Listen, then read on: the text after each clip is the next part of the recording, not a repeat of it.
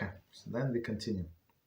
Similarly, all of the Torah commandments regarding tithes, leket, shichicha, peah, peret, aledet, and the loss of sabbatical and jubilee years, and obligation to give charity, and until one satisfies the needs of the poor, draw us closer to the quality of the profligacy, so that we will turn far away from the stinginess and strengthen the quality of generosity. So let's see. So Torah gave us all of these mitzvahs, and of course you can say that that's being fair to the poor people, to that people, these people. On one hand, it is true, but on another hand, is to train us in generosity. It's not mine.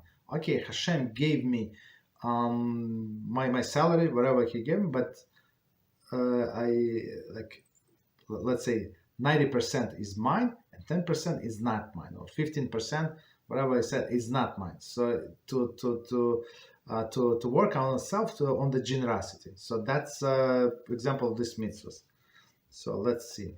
So let's do this piece again, and we're going to explain all of these terms, of course. So it says, similarly, all of the Torah commandments regarding the tithe. So tithe is what we give to a coin, right? We give like 2% to a coin, then 10% to Leib, right? It's Maser Rishon. Then Leib has to give to a coin from his another from what he got, another 10%. Then we give second thigh Maser Sheni in 4 years out of 6. We actually take to Yerushalayim and eat, and two of these 6 years we give to poor. Okay, so that's the tithes. So why? And it's teaching us generosity, right? And one of the things, even though it says in 4 out of 6 years you can take it to, you have to take it to Yerushalayim and eat. Of course, I mean, if you're more or less like rich person, you would not be able to eat all of this food. Right, so what do? You invite friends, you have family, like everybody go to Yerushalayim and eat and enjoy. It's very interesting. That's generosity. Okay, next one is leket. As commentary say, leaving fallen stalks of grain to the poor.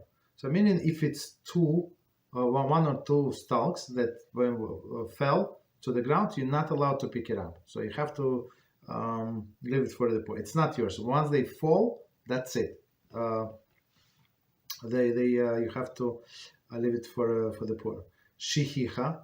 So shichicha is how they explain, leaving sheaves of grain that were forgotten for a collection by the poor. So they forgot that they left the field, and they intend to take, but then forgot. So okay, so that's it. Don't come back. Even later on, when you came to your house, you remember there is one more sheaf, so you have to leave it there. It's for the poor. That's HaShem caused you to forget. Peah, right? Peah. What is peah? It's a corner of the field. So it says, leave the corner of the field at the end of the field for the poor. Okay.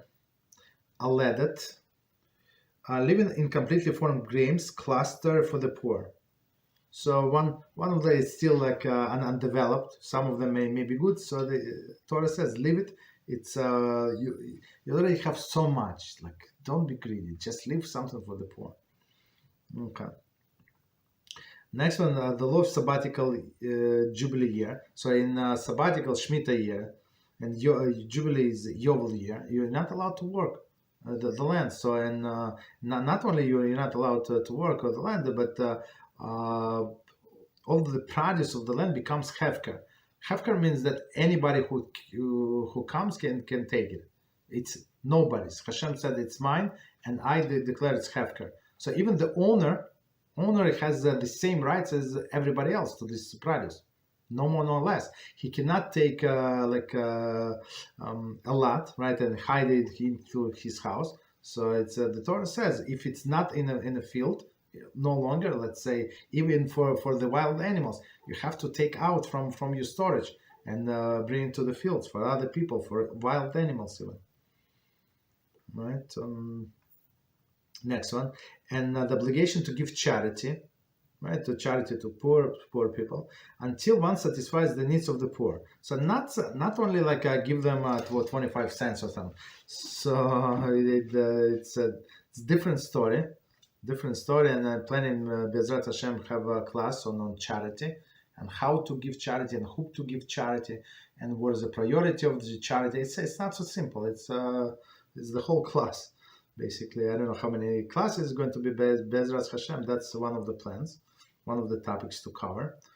Draw us close to the quality of profligacy, so that we will turn away from stinginess. So after you give so much from what you have, and you see that Hashem actually bless you every time with even more, and you see these people who are very happy, these poor people who widows and orphans, they come to the field and they collect, and they see like it makes you feel good, right? And you try, and you're going to turn away from stinginess, right?